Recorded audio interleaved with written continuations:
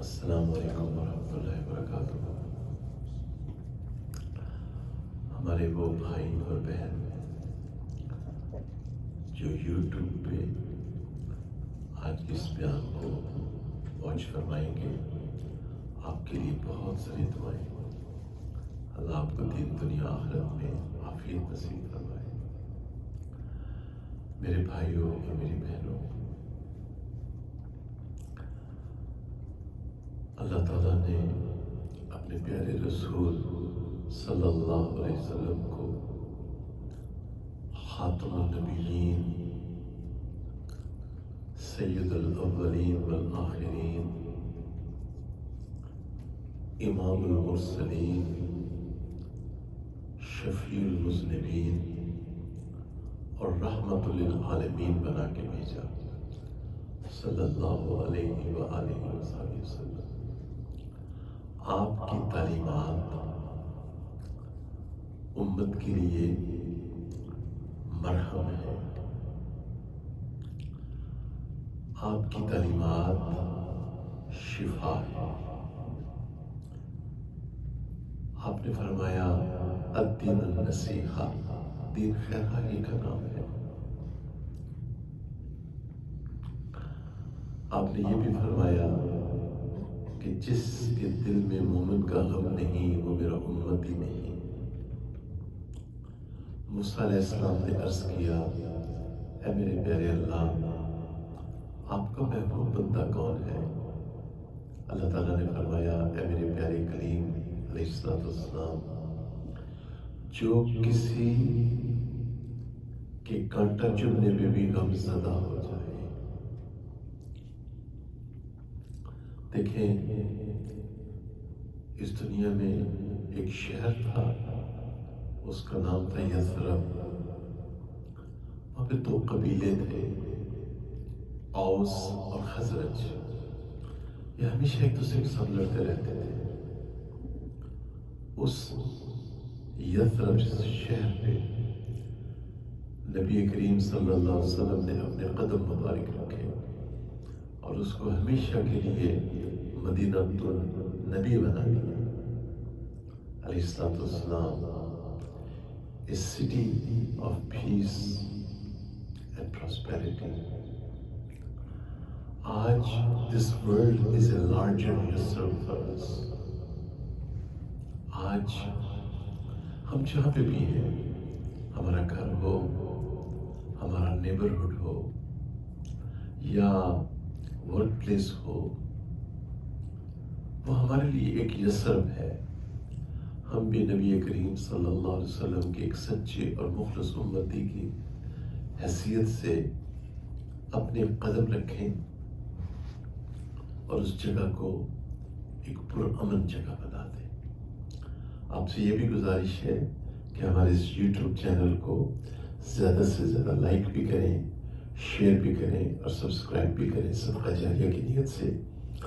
آج کا بیان بہت اہم بیان ہے، صلہ رحمی اور قطع رحمی۔ اعوذ باللہ من الشیطان الرجیم، بسم اللہ الرحمن الرحیم۔ الذین یوفون بعہد اللہ ولا ینقضون المیثاق۔ اور وہ اہل ایمان، مفہوم ہے آیات کا، جو اپنے عہد کو پورا کرتے ہیں اور اس عہد کو توڑتے نہیں۔ والذین یصلون ما امر اللہ بہ ان یوصل۔ اور وہ اہل ایمان جو صلہ رحمی کرتے ہیں، رشتوں کو جوڑتے ہیں۔ وَيَخْشَوْنَ رَبَّهُمْ، اور اپنے رب سے ڈرتے ہیں۔ وَيَخَافُونَ سُوءَ الْحِسَابِ، اور قیامت کے دن کے حساب سے ڈرتے ہیں۔ وَالَّذِينَ صَبَرُوا ابْتِغَاءَ وَجْهِ رَبِّهِمْ، اور وہ اہل ایمان جو اپنے رب کی رضا کے لیے صبر کرتے ہیں۔ وَأَقَامُوا الصَّلَاةَ، اور نماز قائم کرتے ہیں۔ وَأَنفَقُوا مِمَّا رَزَقْنَاهُمْ سِرًّا وَعَلَانِيَةً، اور وہ خرچ کرتے ہیں اس رزق میں سے جو اللہ نے ان کو دیا، چھپے ہوئے بھی اور کھلے بھی۔ وَيَدْرَؤُونَ بِالْحَسَنَةِ السَّيِّئَةَ، جو برائی کو دفع کرتے ہیں نیکی کے ساتھ۔ أُولَئِكَ لَهُمْ عُقْبَى الدَّارِ، پھر ان کے لیے ہمیشہ کا گھر ہے، جنت ہے۔ جنات عدن يدخلونها، اور وہ جنت کے باغ جس میں وہ داخل ہوں گے۔ وَمَن صَلَحَ مِنْ آبَائِهِمْ وَأَزْوَاجِهِمْ وَذُرِّيَّاتِهِمْ، اور ان کے والدین، ان کے مومن آبا و اجداد، ان کی بیویاں اور ان کی اولادیں۔ وَالْمَلَائِكَةُ يَدْخُلُونَ عَلَيْهِمْ مِنْ كُلِّ بَابٍ، اور فرشتے آئیں گے ان کے پاس ہر دروازے سے۔ سلام علیکم، سلام علیکم بما صبرتم فنعم عقبی الدار، اور فرشتے ان سے کہیں گے تم پہ سلامتی ہو اس صبر کی وجہ سے جو تم نے کیا، جو تم نے شریعت کی پابندی میں صبر اور استقامت کا مظاہرہ کیا، آج تمہارے لیے یہ ہمیشہ کا گھر ہے، ہمیشہ کی جنت ہے۔ تو یہ انعام ہے جو اللہ تعالیٰ نے صلہ رحمی کے اوپر مقرر فرمایا ہے۔ کلام پاک میں اللہ تعالیٰ نے متعدد مقامات پہ اہل ایمان کی صفات کا ذکر کیا ہے۔ یہاں پہ بھی اہل ایمان کی ان اچھی صفات، اخلاق حمیدہ کا ذکر کیا گیا۔ فرمایا کہ وہ رشتوں کو جوڑتے ہیں، رشتہ داروں کے ساتھ صلہ رحمی کرتے ہیں، پھر وہ اپنے رب سے ڈرتے ہیں، اتنا ڈرتے ہیں کہ کہیں میرے رب کا حکم ٹوٹ نہ جائے، میرا اللہ مجھ سے ناراض نہ ہو جائے۔ یہ فکر ہر وقت ان کو دامنگیر رہتی ہے، اور قیامت کے دن کے اوپر ان کا اتنا یقین ہے کہ وہ قیامت کے دن کے حساب سے ڈرتے رہتے ہیں، اور اپنے رب کی رضا کے اوپر قائم رہتے ہیں، صبر کرتے ہیں، اور اللہ اور اس کے رسول صلی اللہ علیہ وسلم کی اطاعت میں مشقت برداشت کرتے ہیں، نماز کو قائم کرتے ہیں، یعنی سنت موقرہ، مسجد میں جا کے نماز ادا کرنا، اور زکوٰۃ بھی دیتے ہیں اور صدقات بھی دیتے ہیں، ظاہری طور پہ بھی اور پوشیدہ طور پہ بھی، اور وہ بروں کے ساتھ برا نہیں بنتے، برائی کرنے والوں کے ساتھ وہ نیکی کرتے ہیں۔ تو ان کے لیے پھر اللہ تعالیٰ نے ہمیشہ کے لیے جنت کے باغات کا ذکر کیا ہے۔ تفسیر میں لکھا ہے کہ قریبی رشتہ دار بعض ایسے بھی ہوں گے اگرچہ کہ ان کے اعمال، یعنی ایمان تو ہوگا، ظاہر ایمان کے بغیر تو جنت میں جا نہیں سکتے، مگر ان کے اعمال اتنے اچھے نہیں ہوں گے، مگر اللہ تعالیٰ ان کے ساتھ بھی نرمی کا معاملہ فرمائیں گے اگر ان کے والدین نیک ہوں گے انشاءاللہ۔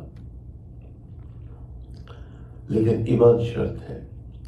پھر اس عہد کا ذکر کیا گیا، الذین یوفون بعہد اللہ ولا ينقضون المیثاق۔ اس سے مراد مفسرین نے فرمایا عہد ربوبیت ہے جو عالم ارواح میں اللہ تعالیٰ نے ہم سب سے لیا تھا۔ الست بربکم، کیا میں تمہارا رب نہیں ہوں؟ ہم سب وہاں موجود تھے، ہم سب نے کہا تھا کہ بلا یا ربی، تو کلام پاک کی آیت ہے قالوا بلا، اور ہم نے اس کا اقرار کیا تھا۔ ایک عہد وہ ہے جو اللہ تعالیٰ کے ساتھ ہم نے کیا، پھر کلمہ پڑھنے کے بعد ہمارا یہ عہد رسول اللہ صلی اللہ علیہ وسلم کے ساتھ بھی ہے۔ لا الہ الا اللہ محمد الرسول اللہ علیہ السلام سے مراد یہ ہے کہ ہم اللہ اور اس کے رسول کی ہر بات کو مانیں گے، یہ مراد ہے، اس سے یہ کانٹریکٹ ہے۔ اچھا، پھر ایک عہد وہ ہے جو انسان اپنے انسانوں کے ساتھ کرتا ہے، اس کی پابندی بھی ضروری ہے۔ چنانچہ ابو داؤد شریف کی روایت ہے، عوف بن مالک رضی اللہ عنہ اس کے راوی ہیں کہ صحابہ سے اللہ کے پیارے نبی صلی اللہ علیہ وسلم نے یہ عہد لیا تھا کہ وہ اللہ کے ساتھ کسی کو شریک نہیں کریں گے، 5 نمازوں کی پابندی کریں گے، اور اپنے امراء کی اطاعت کریں گے، اور کسی انسان سے سوال نہیں کریں گے۔ تو ان حضرات کا پھر یہ عالم تھا کہ گھوڑے پہ سوار ہوتے تھے، ان کا کوڑا گر جاتا تھا، وہ کسی سے سوال نہیں کرتے تھے، خود گھوڑے سے اتر کے اپنا کوڑا اٹھاتے تھے۔ اچھا، اب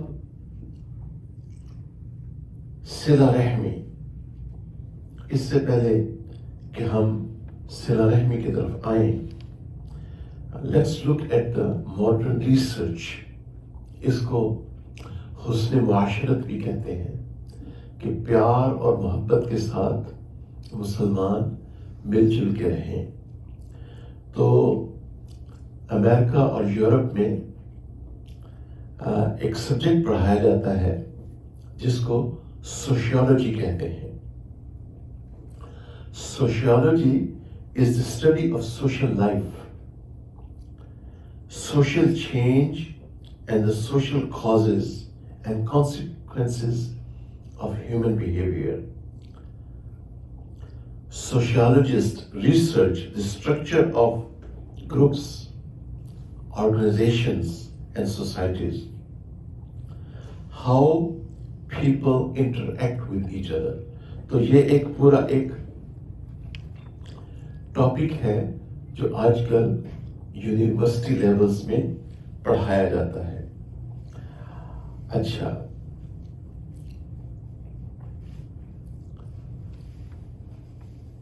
اللہ تعالیٰ کی یہ تعلیمات ہیں کلام پاک میں، اور اس کے پیارے حبیب صلی اللہ علیہ وسلم کی یہ تعلیمات ہیں۔ آپ نے پریکٹیکلی اس کو کر کے دکھایا، جس کو میثاق مدینہ بھی کہتے ہیں۔ سبحان اللہ، مدینہ منورہ کی ریاست کی آج کل گفتگو بھی کرتے ہیں لوگ۔ اللہ تعالیٰ اس پہ we wish them all the best، اللہ تعالیٰ اس پہ عمل کرنے کی توفیق نصیب فرمائے۔ تو ہمارے دین کی تعلیمات یہ ہیں کہ ایک اچھا معاشرہ، اس کے 4 پلرز ہیں۔ نمبر 1 نسب، نمبر 2 نکاح، نمبر 3 صلہ رحمی، اور نمبر 4 میراث۔ تو نسب کی طرف آئیں، سورۃ الحجرات میں ایک بڑی اہم آیت ہے۔ اعوذ باللہ من الشیطان الرجیم، بسم اللہ الرحمن الرحیم۔ یا ایہا الناس، اے لوگو، انا خلقناکم من ذکر و انثی، ہم نے تمہیں ایک مرد اور ایک عورت سے تمہاری تخلیق کی، یعنی آدم علیہ السلام اور حوا علیہ السلام۔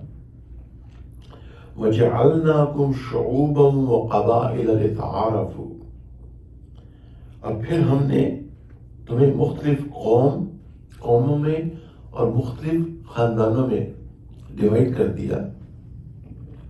لتعارفوا، کہ تم ایک دوسرے کا تعارف حاصل کر سکو۔ ان اکرمکم عند اللہ اتقاکم، تم میں آنریبل ریسپیکٹڈ وہ ہے جو سب سے زیادہ اللہ سے ڈرتا ہے۔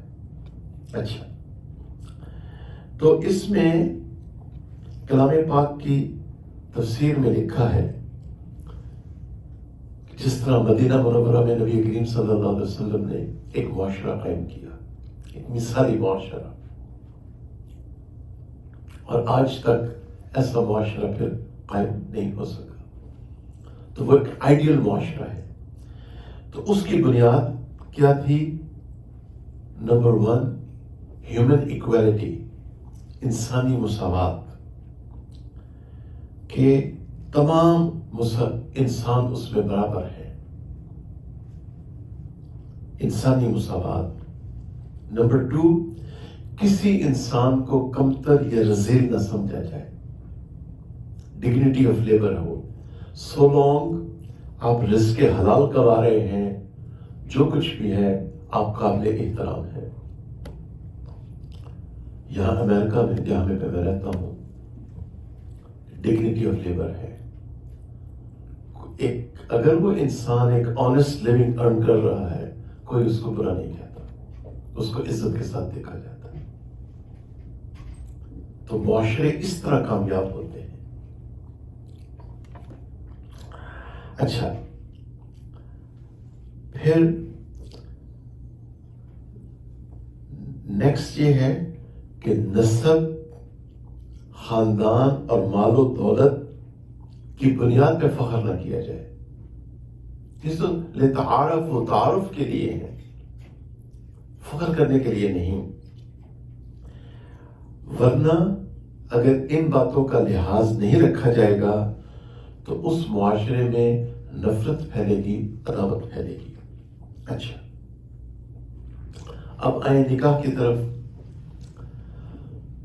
تو نکاح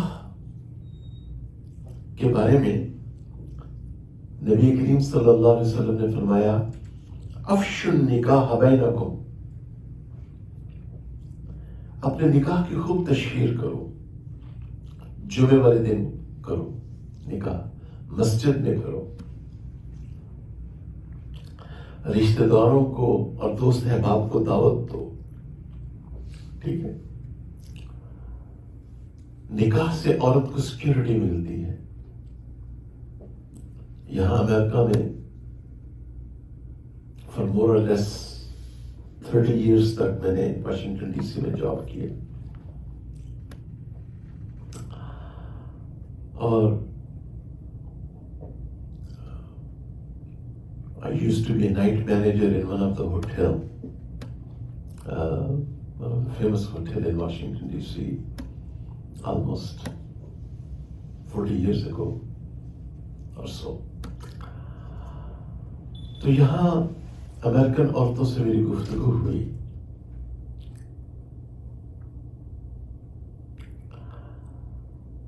اور ان کی میں نے کہانیاں سنی۔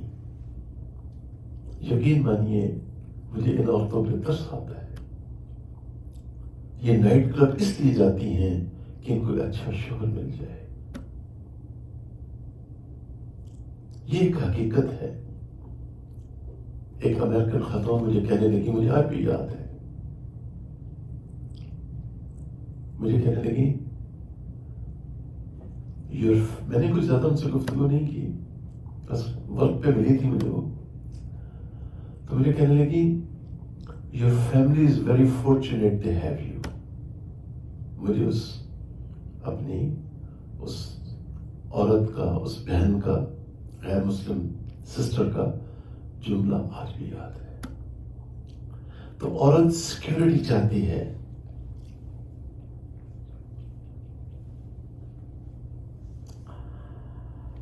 عورت اور مرد میں بنیادی فرق، مرد میں حیا زیادہ ہوتی ہے، عورت میں نزاکت زیادہ ہوتی ہے۔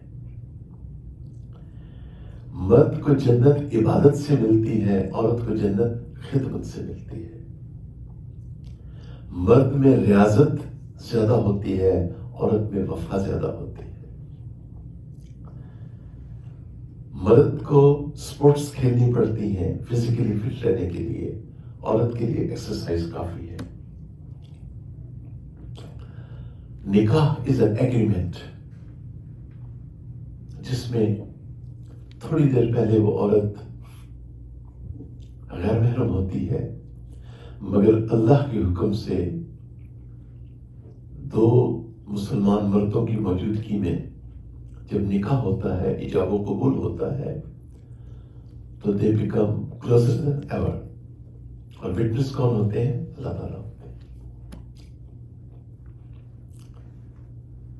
ایک بکرا ہے، مرغی ہے، جب حالت ایمان میں کہا جاتا ہے بسم اللہ اللہ اکبر، اب وہ ہمارے لیے حلال ہو جاتا ہے. تو یہ سب ہوتا ہے اللہ کے مبارک نام سے. Mathematics of marriage, 1 + 1 = 2.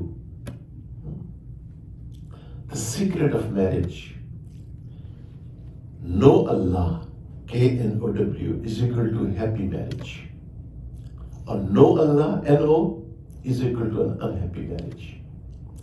اگر گھر میں دین ہوگا تو گھر میں سکون ہوگا، اگر گھر میں دین نہیں ہوگا تو گھر میں بے سکونی ہوگی. آپ قیمتی سے کم قیمتی گاڑیاں لا کے اپنی ڈرائیو وے میں کھڑی کر دیں، آپ قیمتی سے قیمتی فرنیچر خرید لیں، کبھی گھر میں سکون نہیں ہوگا جب تک کہ اللہ کا دین نہیں ہوگا. Doing together, being together, sharing together, living together. سیدنا محمد رسول اللہ صلی اللہ علیہ وسلم was the best reformer ever existed in the history of mankind. Our honorable last and final prophet revived the dignity of women. آپ کی یہ تعلیمات ہیں علیہ الصلوۃ والسلام. عورت اگر بیٹی ہے تو تمہاری عزت ہے، بہن ہے تو تمہاری ناموس ہے، بیوی ہے تو تمہاری لائف پارٹنر ہے، شریک حیات ہے، اور اگر ماں ہے تو اس کے قدموں تلے جنت ہے. This is my message to rest of humanity. یہ سبق صرف سیدنا محمد رسول اللہ صلی اللہ علیہ وسلم نے دیا ہے. On the record.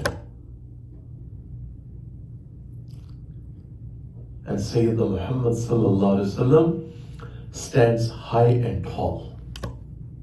MashaAllah, la quwwata illa billah. Allahumma salli ala Sayyidina Muhammad. پھر ہے میراث. تو میراث کے بارے میں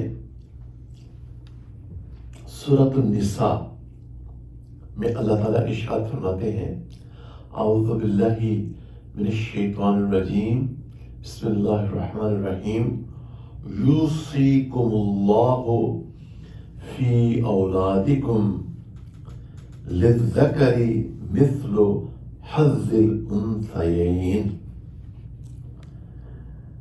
اللہ تم کو حکم دیتا ہے تمہاری اولاد کے بارے میں، وہ یہ کہ لڑکے کا حصہ 2 لڑکیوں کے برابر.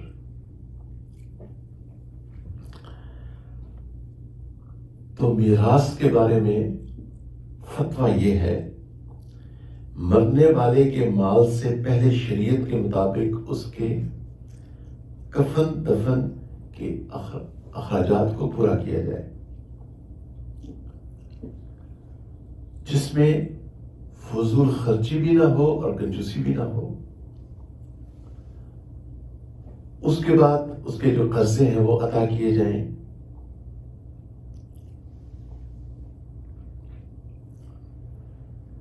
اگر قرضے اتنے ہیں جتنا مال ہے یا اس سے بھی زیادہ، تو پھر میراث کسی کو نہیں ملے گی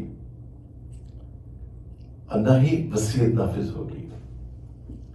اگر قرضوں کے بعد مال بچ جائے یا قرضے بالکل نہ ہوں، تو اگر اس نے کوئی وصیت کی ہو بشرطے کہ وہ وصیت گناہ کی نہ ہو، تو اب جو مال موجود ہے اس میں سے 1/3 میں سے وصیت نافذ ہوگی جو مال موجود ہے۔ میرے مسلمان بھائیوں اور میری مسلمان بہنوں، میراث تقسیم کرتے ہیں۔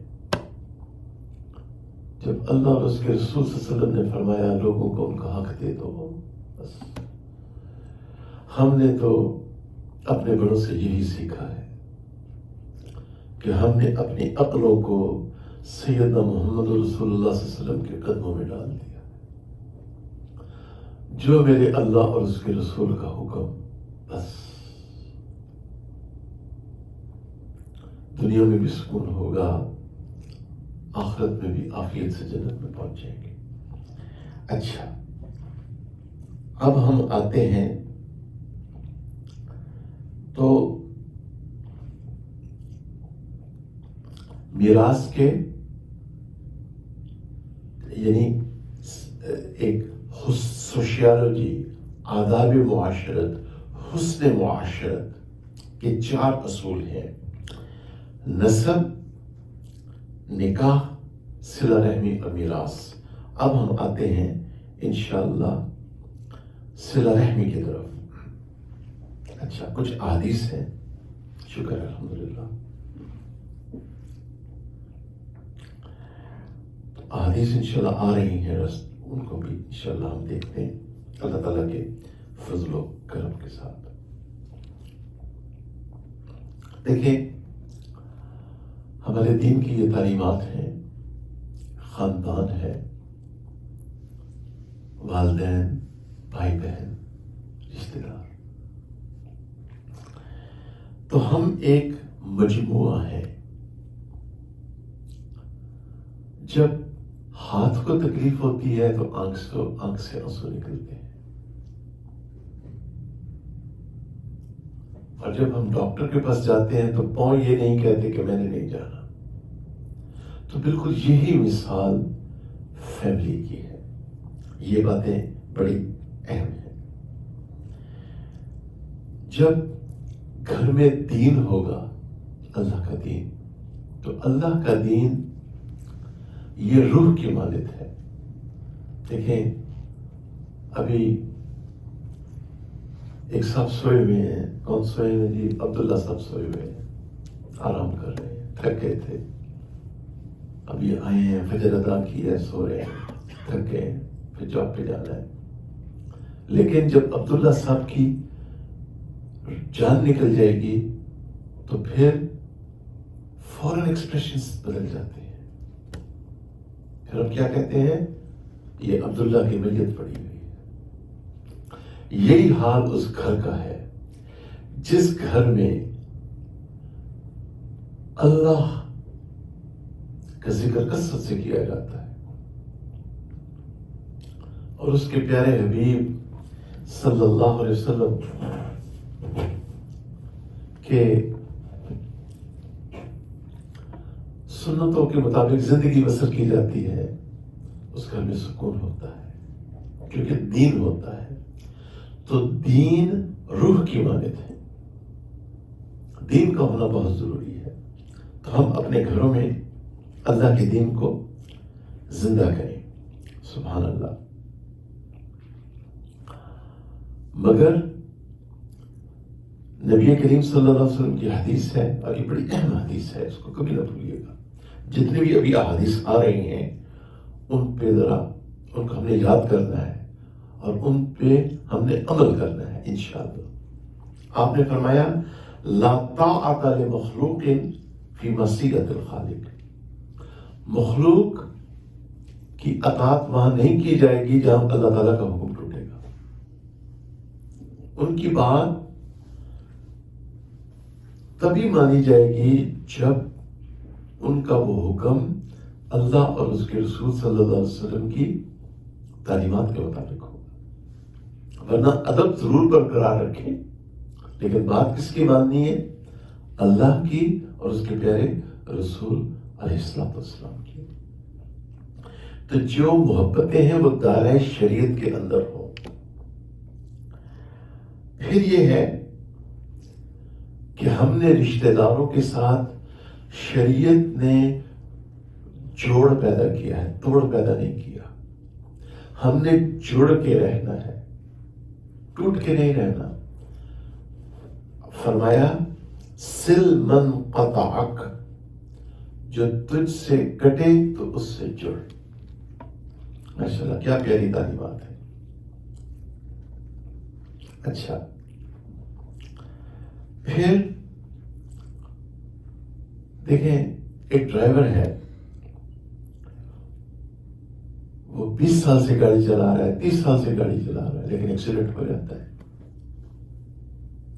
تو جب ہم مل کے رہیں گے تو کئی دفعہ رنجشیں بھی پیدا ہو جاتی ہیں، لیکن اس کا یہ مطلب نہیں کہ ہم ان رنجشوں کو بڑھائیں، بلکہ یہ بڑوں کی بات تو بالکل پکی اچھی بات ہے. مٹی پاؤ، مٹی ڈال دینی چاہیے. اچھا، پھر فرمایا پیارے آقا صلی اللہ علیہ وسلم نے واعف عمن ظلمک،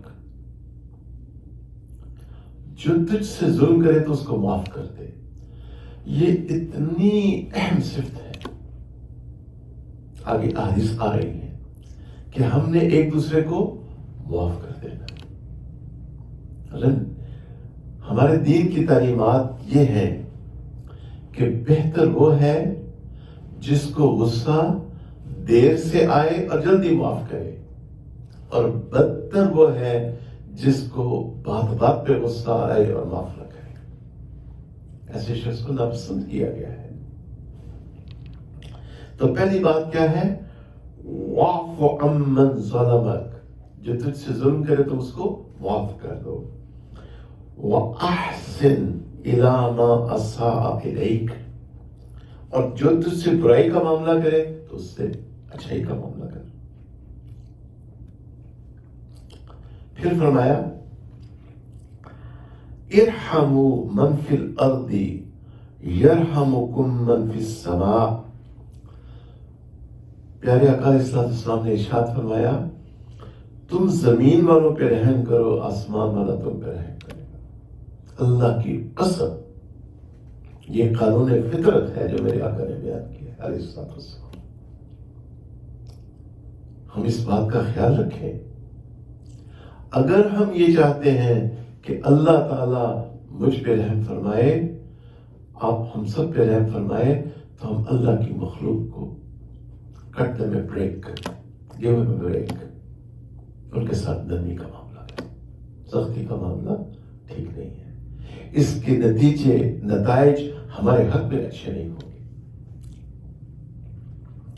پھر فرمایا لا یرحم اللہ من لا یرحم الناس. اللہ رحم نہیں کرتا اس پہ جو مخلوق پہ رحم نہیں کرتا. یہ لا ہے نا، فعل مضارع ہے، کیوں نا سب فعل مضارع ہے نا یہ، اور فعل مضارع کا اطلاق حال اور مستقبل دونوں پہ ہوتا ہے. آپ تو علماء ہیں، میں تو درویش آدمی ہوں. اللہ آپ کے علم میں برکت ڈالے. من لم یرحم صغیرنا ولم یعقر کبیرنا فلیس منا. جو ہمارے چھوٹوں پہ رحم نہیں کرتا اور ہمارے بڑوں کا اکرام نہیں کرتا وہ ہم میں سے نہیں.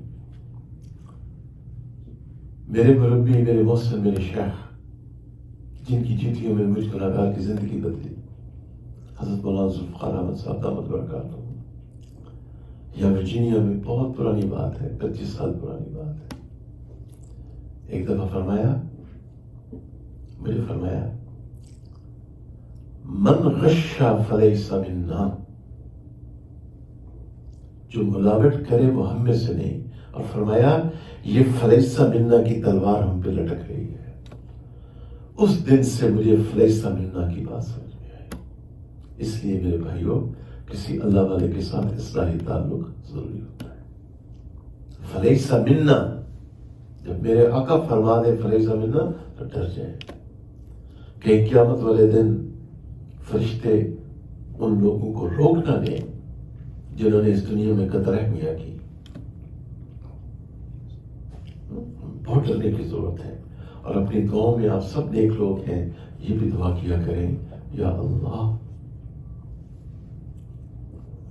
ہمیں نبی کریم صلی اللہ علیہ وسلم کی شفاعت نصیب فرما، آپ کے دست مبارک سے جام کوثر پینا نصیب فرما، آمین ثم آمین. فرمایا ان من اجلال اللہ تعالی اکرام ذی شیبۃ المسلم، جس بندے کے بال اسلام میں سفید ہوئے ہیں اس کی تعظیم کرنا ایسے ہی ہے جیسے اللہ کی تعظیم کرنا. یا سینئر سٹیزنز کا خیال رکھا گیا ہے. یہ سفید بال تو حسن کی علامت ہے. میرے اللہ کو بھی حیا آتی ہے. یہ سفید بال تو امید کی کرن ہے کہ عمل تو میرے پاس کوئی نہیں، مجھے امید ہے میرا اللہ ان سفید بالوں کی وجہ سے مجھ گناہگار سے رحم فرمائے گا. میرے پاس کوئی ایسا عمل نہیں جو اپنے رب کے سامنے پیش کر سکوں، مگر وہ رحم فرما دے گا. اے میرے بندے، دین اسلام میں تیرے بال سفید ہوئے تھے، ہم تجھے معاف کرتے ہیں. سفید بال تو اللہ کی رحمت ہے. فرمایا من لم یرحم لا یرحم لا یرحم، جو بندہ رحم نہیں کرتا اس پہ رحم نہیں کیا جاتا. پھر فرمایا الخلق عیال اللہ واحب الخلق الی اللہ من احسن الی عیالہ. یہ مخلوق اللہ رب العزت کا کنبہ ہے، فیملی ہے. اللہ کے نزدیک مخلوق میں سب سے بہتر وہ ہے جو اللہ کی فیملی کے ساتھ، مخلوق کے ساتھ اچھا سلوک کرے. صلہ رحمی کے فوائد: محبت میں اضافہ ہوتا ہے. محبت یقین محکم، عمل بہم، محبت فاتح. اللہ تعالیٰ سے یہ دعا مانگا کرے، یا اللہ میرے غصے کو صبر میں بدل دے، میرے انتقام کو عفو و درگزر میں بدل دے، میری نفرت کو محبت میں بدل دے. اے میرے اللہ میرے جلال کو جمال میں بدل دے. اے اللہ میری سختی کو نرمی میں بدل دے. اے اللہ اب نرمی پہ وہ عطا فرماتے ہیں جو سختی پہ عطا نہیں فرماتے. اے اللہ مجھے سراپا محبت بنا دے. اے اللہ میری زبان میں مٹھاس پیدا کر. یہ اللہ سے دعائیں مانگیں اور یہ دعائیں قبول ہوتی ہیں. You'll see a difference. تہجد کے وقت مانگیں، فجر کے وقت مانگیں، ہر نماز کے بعد یہ دعائیں مانگیں، چلتے پھرتے اللہ سے یہ دعائیں مانگیں. نیکسٹ، مال میں اضافہ ہوتا ہے، مال میں برکت ہوتی ہے. اللہ غیب سے مالی مدد فرماتے ہیں. عمر میں برکت پڑ جاتی ہے. جو اللہ والے ہوتے ہیں 60 70 80 90 سال کی عمر ہوتی ہے، پھر بھی ماشاء اللہ لگے ہوئے اللہ کے دین کی خدمت میں. اور بعض حضرات ان کی بھی اتنی عمر ہوتی ہے، ساری عمر ہاسپٹل جانے میں گزر جاتی ہے، دوائیاں کھاتے کھاتے گزر جاتی ہے، برکت نہیں رہتی. اور اس کی ایک وجہ صلہ رحمی نہ کرنا. بری موت سے اللہ تعالیٰ بچاتے ہیں. ہمیشہ سوچا کریں، نمرود کی موت، فرعون کی موت، ابو جہل کی موت، ابو لہب کی موت، یزید بدنصیب کی موت، شمر ذی الجوشن کی موت، سبحان اللہ، ابن زیاد کی موت، حجاج بن یوسف کی موت. He died a very painful death.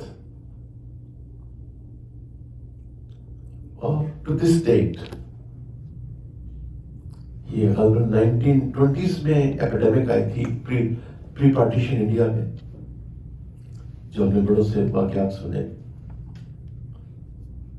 تو اس قدر اموات ہوتی تھی کہ پورے گھروں میں دفنا دیا جاتا تھا. تو صلہ رحمی کریں، 5 وقت کی نماز پڑھیں، تقوی و طہارت کی زندگی بسر کریں، اتباع سنت کی زندگی بسر کریں، اور اللہ سے رو رو کے مانگیں کہ یا اللہ میں جب اس دنیا سے جاؤں تو میرا کوئی جنازہ پڑھانے والا بھی ہو اور پڑھنے والا بھی ہو. The way things are going nowadays. تو اللہ تعالیٰ بری موت سے بچاتے ہیں، اللہ تعالیٰ گناہ معاف فرماتے ہیں. آج یہ طرح طرح کی جو مصیبتیں ہم پہ آ رہی ہیں وہ ہمارے گناہوں کا سبب ہے، گناہ اس کا سبب ہوتے ہیں. اللہ تعالیٰ ہماری نیکیاں قبول فرماتے ہیں. اللہ کے حکم سے ابراہیم علیہ السلام نے اللہ کا گھر بنایا. کس کے حکم سے؟ اللہ رب العزت کے حکم سے. اور جب گھر بنا لیا تو پھر کیا کہا؟ ربنا تقبل منا انک انت السمیع العلیم. اللہ کے حکم سے گھر بنایا اور پھر بنانے کے بعد کہا اے اللہ اب تجھ سے قبول کر. تو ہم نے نیک اعمال کرنے بھی ہیں اور رو رو کے اللہ تعالیٰ کے سامنے دعائیں کرنی ہے، یا اللہ ہمارے ٹوٹے پھوٹے اعمال کو محض اپنے فضل و کرم سے قبول فرما لے. استحقاق جنت، وہ شخص جنت کا مستحق ہو جاتا ہے. جس طرح ہمارے بڑوں کو جنت کے خواب آیا کرتے تھے. آپ دعا کریں ہمیں بھی اللہ یہ نعمت عطا فرمائے، ہمیں بھی مرنے سے پہلے اللہ جنت میں ہمارا گھر دکھا دے. لیکن اس کے لیے ہمیں محنت کرنی پڑے گی، کوشش کرنی پڑے گی. پھر نزول رحمت، اللہ تعالیٰ کی رحمتوں کا نزول ہوتا ہے. اللہ تعالیٰ کا قیامت والے دن وصل نصیب ہوگا. اللہ کی رحمت سے کیا مراد ہے؟ کیا مراد ہے؟ واللہ یحب المحسنین، اللہ نیک لوگوں سے محبت فرماتے ہیں. واللہ یحب المتقین، اللہ متقی پرہیزگار لوگوں سے محبت فرماتے ہیں. کیا مراد ہے اس سے؟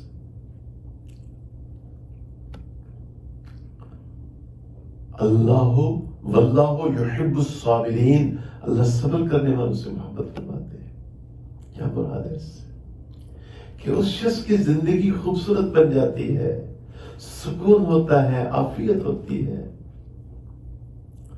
ماشاءاللہ ابھی یہ نیک ساتھی بیٹھے ہوئے ہیں، ابھی صبح لوگ آئے، فجر کی نماز ہوئی، حافظ صاحب نے اتنی پیاری سورہ یوسف کی آیات تلاوت فرمائی، سکون سے بیٹھے ہوئے ہیں اور یقین ہے کہ پورا دن عافیت کے ساتھ گزر جائے گا. ماشاءاللہ. تو یہ ہے اللہ کی رحمت. اچھا، اللہ تعالیٰ کا وصل نصیب ہوگا. ماشاءاللہ.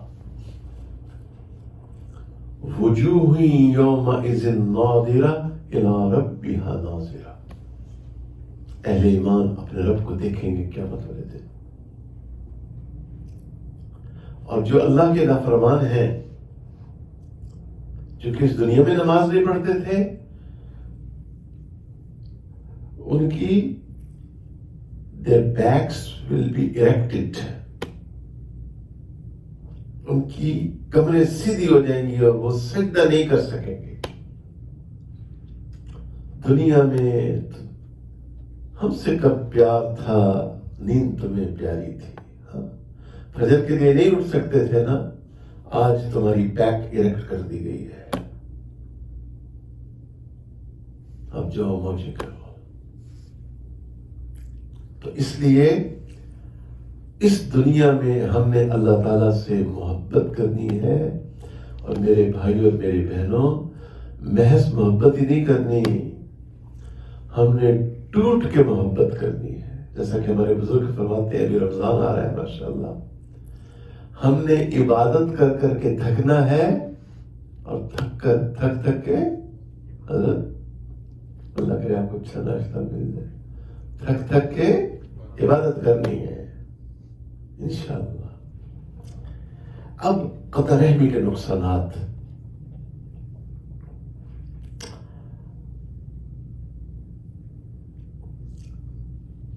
اگلی یہ اس عاجز کے مشاہدے میں ہے، یہ بات ہے، نسل رک جاتی ہے، الیاذ باللہ۔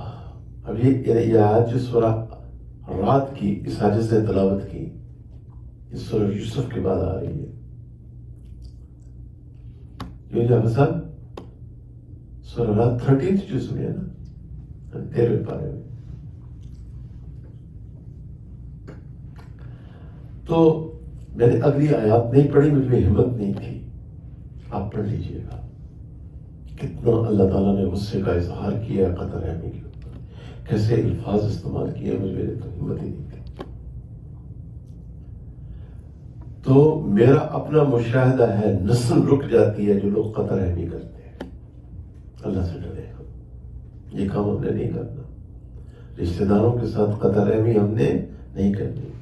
پھر دنیا میں اللہ تعالیٰ اس کی سزا دیتے ہیں، چونکہ قطع رحمی کا سبب ہوتا ہے تکبر، اور تکبر کو اللہ تعالیٰ دنیا میں سزا ضرور دیتے ہیں۔ پھر والدین کی نافرمانی پہ اللہ تعالیٰ سزا ضرور دیتے ہیں۔ کتنے واقعات ہیں کہ والدین زندہ ہیں مگر اولاد کے پاس ٹائم نہیں ہے ان کے لیے۔ اچھا، جنت سے محروم کر دیا جاتا ہے، یعنی لا يدخل الجنت قاطع،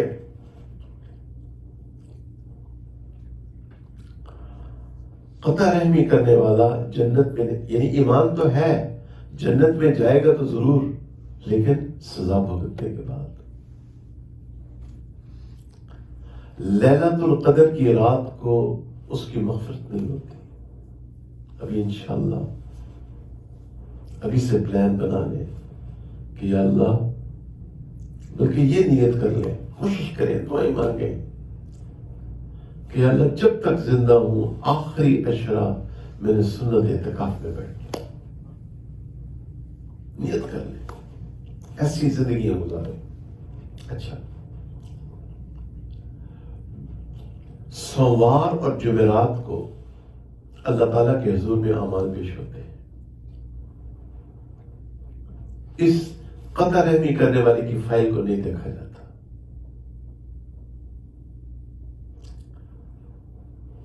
جمعے کے دن کی جو برکات ہیں اس سے اس کو محروم کر دیا جاتا ہے۔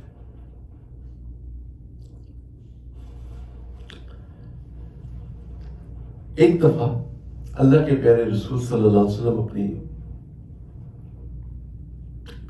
مجلس میں، بات تقریباً ختم ہونے والی ہے، اللہ آپ کو بہت صبر دے گا انشاءاللہ، اللہ آپ کو اجر دے گا اس صبر کے اوپر، لیکن یہ باتیں بہت ضروری ہیں، ان پہ ہم نے عمل کرنا ہے انشاءاللہ۔ نبی کریم صلی اللہ علیہ وسلم اپنے مجلس میں تشریف فرما تھے۔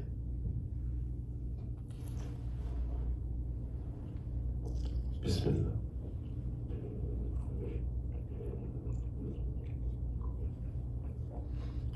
الحمدللہ۔ پیارے آقا علیہ السلام اپنے مجلس میں تشریف فرما تھے۔ آپ نے فرمایا، جو رشتوں ناتوں کو توڑنے والا ہو وہ ہماری مجلس میں مت بیٹھے۔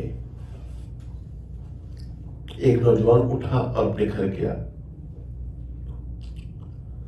اور اپنی خالہ سے اس نے معافی مانگی اور پھر مجلس میں واپس آیا.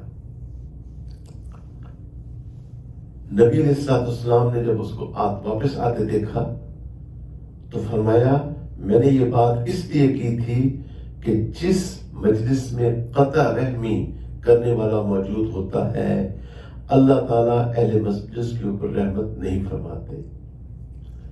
اے شخص جس مجلس میں قطع رحمی کرنے والا موجود ہو اللہ اس مجلس پہ اپنی رحمت کو روک لیتے ہیں. پھر سوچئے آج ہمارے حالات ایسے کیوں ہیں. اب ایک مسئلہ بڑا اہم بیان کرتے ہیں اس ضمن میں. اس مسئلے کو کہتے ہیں مسئلہ حیات النبی. اب یہ مسئلہ اچھی طرح آپ سمجھ لیں. ہم اہل سنت والجماعت ہمارے علماء حق جو صحیح اہل سنت والجماعت کے علماء ہیں مولانا قاسم نانوتوی، مولانا رشید احمد گنگوہی، حاجی امداد اللہ مہاجر مکی، مولانا حکیم الامت مولانا اشرف علی تھانوی. ٹھیک ہے. پھر سبحان اللہ اس دور میں مفتی تقی عثمانی صاحب، میری شیخ حضرت مولانا ذوالفقار احمد صاحب، اچھا مفتی رفیع عثمانی صاحب، مولانا احمد علی لاہوری، مولانا محمد موسیٰ روحانی غازی، ان دونوں کی قبروں سے خوشبو آئی. اب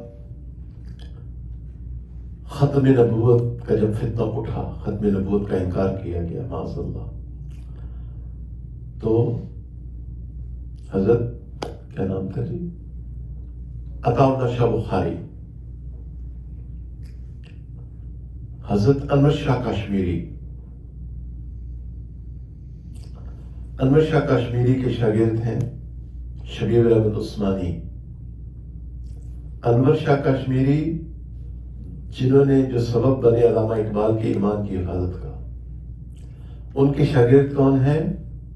شبیر احمد عثمانی، جنہوں نے قائد اعظم کا جنازہ پڑھایا رحمت اللہ علیہم. یہ ہے صحیح العقیدہ علماء حق اس دور کے.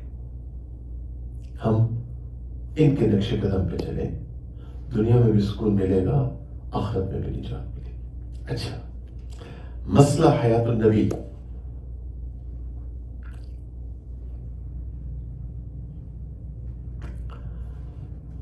کہ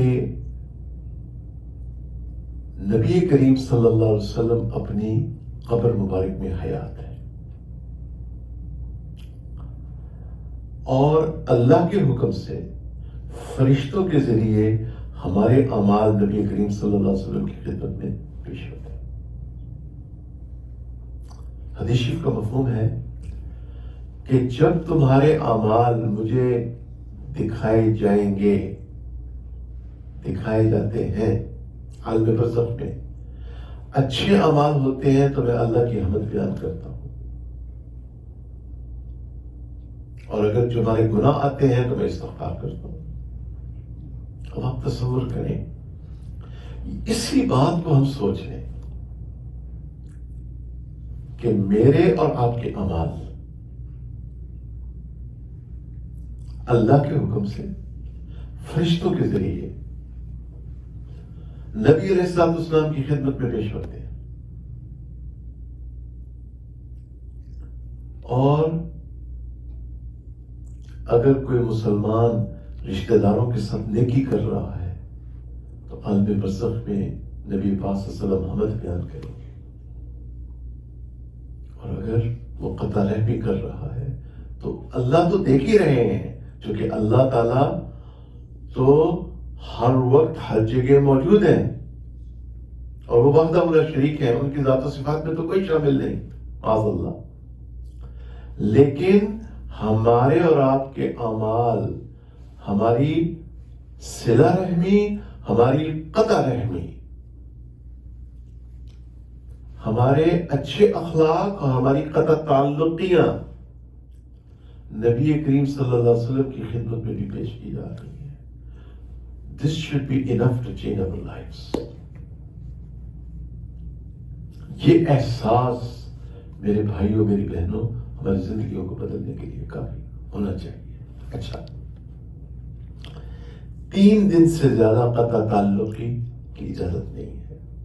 اور پھر پیارے آقا صلی اللہ علیہ وسلم نے فرمایا، یہ حدیث ہم سب زبانی یاد کر لیں، کونوا عباد اللہ اخوانا، اللہ کے بندو اپنے بھائی بھائی بن کے رہو. میرے بھائیوں اور میری بہنوں، اللہ تعالی ہمیں صلہ رحمی کی توفیق نصیب فرمائے. اللہ ہمیں اخلاق حمیدہ نصیب فرمائے. اللہ ہمیں اچھے اخلاق نصیب فرمائے. رو رو کے یہ نعمتیں اللہ سے مانگے. یاد رہے، جس شخص کے اخلاق برے ہیں یہ وہ کانٹا ہے جو ہر دامن کو تار تار کرے گا. یہ وہ کانٹا ہے جو ہر پاؤں کو زخمی کرے گا. اللہ تعالیٰ ہمارے حال پہ رحم فرمائے. اپنا بہت خیال رکھیے گا. Until next time, السلام علیکم ورحمۃ اللہ وبرکاتہ.